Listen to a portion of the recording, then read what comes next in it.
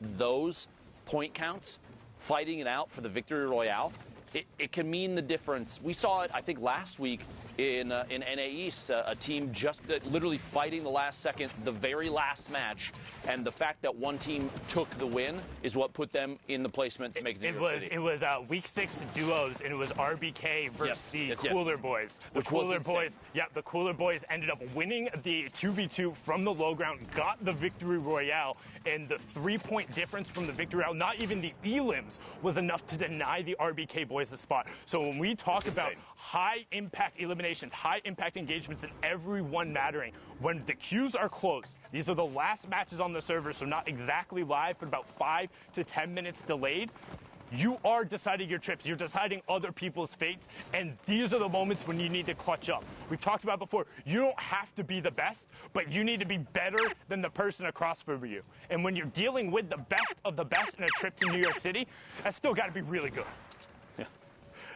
And that's why I'm here behind the desk and not at the game. I'm so glad these guys are so good. They make our job so incredibly easy. And like, so much fun. If the gameplay was really difficult, it'd be hard. But it's so hype. You guys are so good. Just shout out again one time, #Fortnite World Cup, to all of the players who have competed in the arena, in the tournaments, on Saturday, on Sunday. Thank you so much for doing this and making incredible plays and giving us this opportunity. I do want to say too that one of the most common, I think, criticisms of competitive Fortnite is typically the shots through, kills almost finding that elim, gets one big hit, can't quite find the second. Exotics does pick that elim up. I was going to say, one of the most common criticisms of competitive Fortnite is, everybody's sitting in 1x1s, not doing anything. You know, it's kind of slow play from time to time. I want them to pull this stream up and watch through these European games. Let us get to NA East and NA West and just how much pressure they apply at times. We literally just saw a player run out, push through a box with a heavy snipe and push inside and get an elimination, feeding into like window edits and shots through there with the combat shotgun. Competitive Fortnite, there's tension, there's action, there's pressure applied from every angle sometimes. You really have to dig in and watch long durations of this to see all the craziness that happens, because people are elevating the gameplay every time we watch it. There's so many nuances, and I think the best part for me is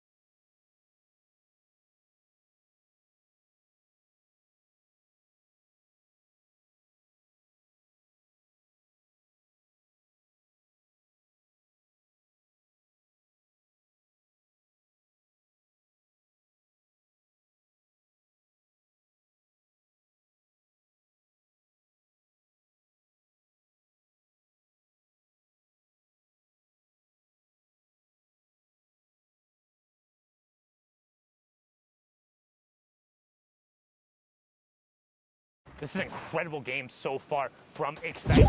With that pushing over, he's on a 13-point match right now. Let's look at the rest of the lobby. Archer up on the high ground. You have Miko, Lars, Lawboom, Motor, and Zyfler all on the mid-tarp. Rest of the players on the low ground. You see Noodle Kongan just get ticked over from the storm there. Motor going to begin to work top down, sitting on 41 points. Gets the headshot, knows there's white damage there. Player in the box, sees him get eliminated, but he wants to continue moving forward. That was Maxa and Excite, who both just got picked up, and Motor is completely out of builds with no elims. He has to find something. Sees the shadow bomb drop, and he's going to use the pine tree to not take fall damage. Find Go-Go's on the side, and also gets all of his mats and a med kit on 80 HP. That could be huge. You have the ability with the campfire, but he's dealing with such limited ammunition in terms of the small rounds. Wallboom goes down to Artur, and we get closer and closer to the final placement threshold before the victory royale. Motor opts to pop the campfire early. If he goes to full 100, this could end up being detrimental to him trying to medkit if we go to full heal. However, don't think that's going to happen with 90 seconds left. Antaret gets Miko, and we're into the top 5. 44 points right now for Motor. Pressure from above. Gonna have to box up and wait. See if anybody can make the move. Like you said, a big material pickup just moments ago for Motor, but not enough ammunition to make a difference. Artur on the ultimate high drops down and reconnects quickly. Very important move there. You see he places a couple services and builds his way back up. Quick shotty shot. Anthrax trying to apply pressure. Player drops in, shots on the outside, gets Lars. Gonna have to rotate into the zone quickly as that storm is ticking for 10. 3 players left and pressure from underneath. Anthrax sitting on 2 builds, 15 bandages, but it's not gonna be enough to keep himself safe unless he picks up this elim, maybe some materials. 2 big hits, can't quite find the elimination. Gonna try and get ahead of the build. Shot from above. Pressure from the third party, and Motor picks up that elimination. A 1v1 heads-up situation. Motor at a huge disadvantage in the storm, ticking slowly, and Artur sitting on enough builds maybe to apply pressure. Down to 10 now, the drop in, and finds the elimination. Only 2, but it still gets the job done. A 12-point victory royale pushes Artur to 42 points thus far. And again, don't forget, with the prize pool being doubled this week, even if you don't get one of those and so each one of those interactions could of a bigger paycheck, but now we're swinging right on board over towards one of the snowy biome areas in Happy Hamlet. 38 players in this match. I think Happy Hamlet's worthless. And what's it like? As in you don't like the drop spot, or terrible. As in like the town like shouldn't have ever been developed? I think that they have outdated laws about leashing your dogs, and I also think that the loot positioning is poor. I do not like Happy Hamlet. If you agree with me, hashtag Fortnite World Cup. All right, hashtag Fortnite World Cup. What is your favorite solo drop spot? I know Lupo's is a not Happy Hamlet, so what's your favorite solo spot? What's your current solo drop spot? My go-to typically is going to be, okay, so there's a little pirate camp in the southwest of Pressure Plant that before the volcano went off, that's where I was consistently dropping. Recently, though, because of the changes, I really like Valhalla. I like the dance club. If I'm dropping solos and I'm not going for, like, because there's a different play style. Competitive, super serious, ultra World Cup qualifier, where are you dropping solos? I'll go Valhalla, and if that's contested, I'll fly past to Snobby. Okay, cool. I like that west side of the map, typically because it is not often challenged. You have so many opportunities for rotation. The only problem is, like, you have the rocket base that now is kind of decayed a little bit to the northeast of Snobby. You have Valhalla that's up there. That you have a lot of places where there's going to be people that can see down from above. But I mean, you also have a quad in there. You can quad fly your way back over the tilted. What a back-to-back! That was 2 shots sequentially. 62 on the first guy for the body shot, finds the second player rotating and hits him with the headshot. We talk about the flintlock efficiency in the right hand. Skagen. Wow, you talk about the pirate camp right there, going to work with the flintlock. I'm a big fan of that west side of the map too. I know the little kind of broken house between Viking Village and where Polar was, that's down there, has 3 chest spawns, and you can rotate away. There's mushrooms there. That's one of my drop spots. Ice too. You can feed into Greasy if you want to. There's a lot of chances to move over there. I think the west side of the map right now is one of the best for solos. I'm just upset. I lost the covered bridge down south in between Lucky down there. Has 2 spawns on itself, and then the pirate cannon that used to be there had 2 spawns, and then the house had a spawn. So there's 5 spawns that were all in the one spot, and then you move right into old factories. It was really good, but lost that one unfortunately. Now on board here with Styler. CSC sitting on 42 points. You can see him trying to edit down the rest of the lobby. Not sure about that shadow bomb. He popped the shadow bomb like he was going to rotate. He saw the supply crate, and then like, I think he thought about it for a second and said, you know what, I already used the shadow bomb. I don't want to make this, I don't want to feel like this goes to waste, so I'm just going to, instead, I'm going to push for rotation. But you can see in the bottom right-hand corner there, that supply drop just goes completely to waste. There was no one there. Let's look at the rest of the lobby. Martaz, Crippa, Waldo, Kisanth, Orc H, Fool, Bayonne, Mods, Blazin, so many players. Mexi over there in a baller rolling around. Talazito in there, and still above storm damage. So if you are rolling around in the ball, you will be getting the ticks going there. Have to play aggression, have to play aggressive going through to turn that off, or just tag somebody. Knocks in the feet a second ago, I believe, being eliminated by the Storm. Looks like that threshold did get to him, down to 31 players. Need one more to go down before Storm Surge is no longer a factor. 94 above right now for Styler, taking quick peeks, maybe thinking, I need to get a hit on somebody before it's too late. I'd say back-to-back hits is pretty good there. Picking up an Elim, pushing it to 30 remaining. One through the wall to the right. Quick shot, misses twice, but finds a third. Tart goes down, picking up the second Elim so far for Styler, sorry. 29 players left. We're 4 away from placement points. And this is so many people trying to rotate simultaneously through not even the ultimate low ground, but just kind of the mid is just full of people. Every single layer is a fresh tarp, and you have tons of new builds and a lot of metal coming up. A lot of metal going through it, and you've got to work through the old builds as Brism gets taken down and misses out on the placement point. So now on board here with Haibuzin as he makes his rotation. Mexi out of the ball, it picks up Savid. Ghosty gets taken down as well as Haibuzin as he edits down, gets the shot, and then the tick over from the fall damage, I think. No, I think that player that he shot actually survived. There was a storm. Oh, it was the other player who went through. Gotcha. Yep. Okay, understood. Full picking up an elimination with fall damage in your feet in the top. 4 Elims right now. Haibuzin trying to push up through. Like I was saying, the player builds that are out there right now, so difficult to push through if they're metal. It requires so many more melee hits from your pickaxe to try and break. It's going to slow you down. You're going to take storm damage from it. It's going to put you in a worse position. You won't be able to get to the forefront of the storm while other players are trying to rotate. Next from Loot Boy, looking for a peek shot there. Going to drop out of the box. Looks like a little bit of a delay there. Just madness on that low ground. Everyone is down there as we're getting closer. Boom, there it is. Top 15 Styler does get taken down on that mid-tarp by Mods. Harvey gets Mexi gets taken down by Zealous. Bayon there. Brilliantly done. Topped out on the light ammo. Kripa gets full as Mods gets blazing, and we're into the top 10. Top 5 being left. Drops Martaz in with the edit. Catches him on the move with the corner edit and a quick swap. Oh, man. Sorry. That was insanity. What a quick reaction there, man. Now at 2 eliminations. Only 24 builds, but G just picked up all that brick a second ago. He's digging through any materials he has left. Bodobon all the way in the high ground right now. A single layer across, but it doesn't really matter. No one's looking up, and he's got RPGs for days. Looks like he's going to look down from above and try and take shots. Good pickups from Kripa on this mid-tarp right now as Botaban is going to work down. Bayon on the mid-tarp. Top 5 just happened as Haibuzin gets ticked over. Shadow, will he be able to pick it up? Bayon gets Shadow, though, on the turn. Can Bayon catch back up to the zone? The ramp. Kripa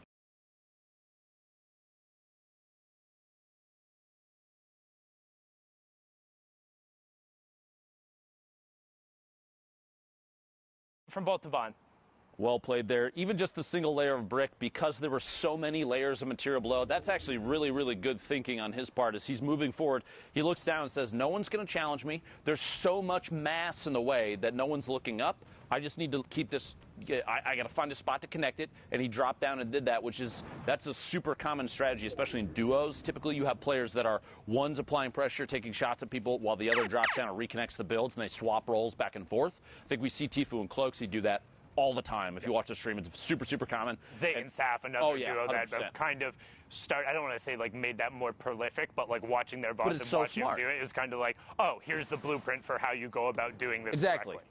You're connecting the canopy of your build to structure that's already established underneath, because then if somebody shoots out what's way back in the storm, you're not going to run back and replace it. But now it doesn't matter because you have another branch connecting underneath. Yeah, and then you're all good. Well done from them there as we're on board here with Solari Airwalks. 49 players left, so just a tick under half of the lobby. Storm Circle 5 is closing, and we're also going to be rotating through pressure plant, so lots of geysers, lots of innate natural mobility, and a decent amount of mats and metal that can be reused, so it should be interesting to see what ends up happening here as we hop on board here with Train H's Alpha. Train H being the team Train Hard, hits the geyser and says, I'm going to zone.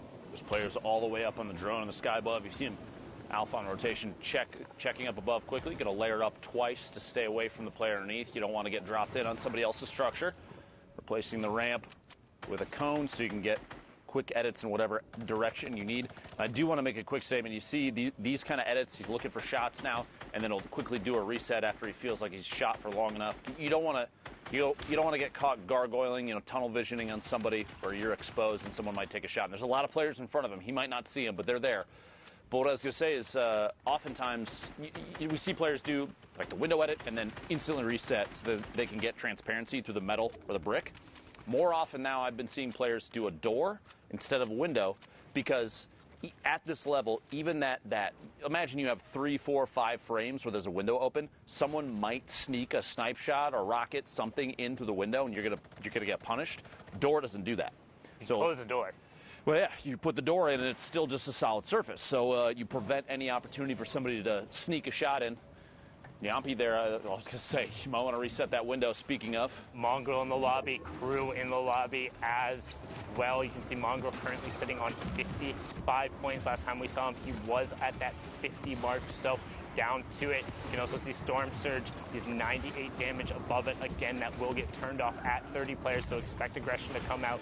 Second Shadow Bomb being popped and just trying to get to the far side of the zone, get away from people, box up, and be safe. Mongrel wants to play patiently, wants to not be eliminated early. Generally, you're used to seeing him play much more aggressive, but with everything on the line, with the queues being closed, with the last opportunity to book a seat in New York City, he knows he can't mess up. He has to get points here if he wants to be going. You got to be thinking these players too when they're back. Airwalks and Alpha Amons are both in the lobby. I apologize, but this place is stacked. No, it's insane. You're right. I was going to say, players typically too at this level that are watching the queue and watching the leaderboard, they're going to ready up and then they're going to immediately go look to see where they are on the board as they go into the next game. Even sometimes they have a chance during when they're boxed up in here, they'll pull up the leaderboard if they can on the website, something like that, and see if they can find out just how many points they need to make in order to place. Does not surprise me that Mongrel's trying to play a little safer, pushing over the top of this campfire player underneath. Another one boxing up inside metal. A lot of layers here. An attempt to maybe get a little bit of an advantage here in terms of elevation, pushing forward, branching into the next circle. Oh, Baller almost took out his build there, which could have been absolutely devastating. Would have dropped him down. No tarp beneath. 28 players remaining. Look for shots. He finds it. There we go. There you go. Leon Flares goes down. 26 players remaining. Wolfies gets picked up by Crypt. Mongrel up to 56 points. Looking for it, and that's 59 now as he hits the top 25. Player directly next to him on the box, but trying to pop that, and Crew goes down as well. Was in the top 25, but that was the player who was in the second place last time we saw him. You have Windstrike Mayhem, who was within distance. Now you have Airwalks, the Solari player, at 53 points, trying to drop him down. RPG up on the high ground. He follows it right away. Suat gets swatted out of the sky, but Astro SMZ is also making his push for the top as he's picked up his third Elim since we've been watching. Mongrel gets another one, picking up Romu as we get closer to the top 15. Airwalks getting some reloads into that combat shotgun, wants to make sure he has every tool available as we push down to the final fight. Airwalks up on the ultimate high ground. ETQ rounding around the storm. Mongrel going to challenge on the mid-tarp, and he gets Carrera, and he also gets into the top 15 as we slide on board with Train H's Alpha, puts the trap down, and he gets Astro. Astro knocked out. Could be his World Cup run over there. 26 points thus far for Alpha, but not a big deal. He's still putting on a good show. Shots back behind, finds another player. Cell caught in a box just outside. Rotating forward, 9 players remaining. Skalama goes down to fall damage to the feed. ETQ eliminated by that combat shotgun, so powerful in these close range fights. Alpha, 6 eliminations, looking for the 7th, pushing through, applying pressure through the wall, does not want the player inside to take the chance to get anything. Mongrel picks up another elimination, then immediately gets eliminated, goes out in 7th place, almost the top 5 for those points, only going to get 5 placement, could still be big enough to make his way to New York City. We will have to see before too long. Top 5 now. Alpha, 30 builds, a mini opportunity. Anything to heal right now is going to be big. You don't want to be caught by players that may have positioning, and Oldies does in fact have that positioning. A 1v1. Players are basically 1-2 boxes away from each other, and Oldies may take the chance to rotate up out of the storm. We'll see here, stuck against the edge. Airwalks, the ultimate high ground, just waiting. 97 builds for Oldies, but only 1 for Airwalks. 52 to 58 in points. This could end up being the difference. Oldies looks to go for it, and he gets the zone back from Airwalks. He takes away the zone, but Airwalks knocks him down. No fall damage coming through. Can Airwalks find the shot? No build. Oldies just keeping the zone in the area, and Oldies gets the victory royale, pushes them up.